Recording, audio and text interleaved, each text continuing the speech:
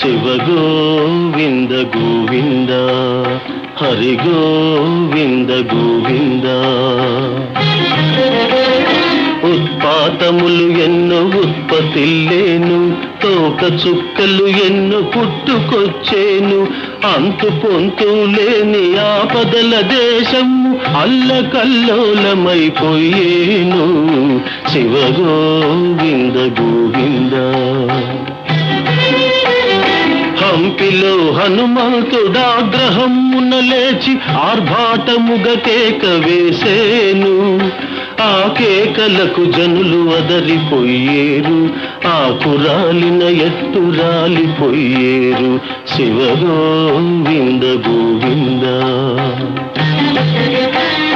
హైదరాబాదును మూసీ మహానది వరదతోటి ముంచి వేసేను.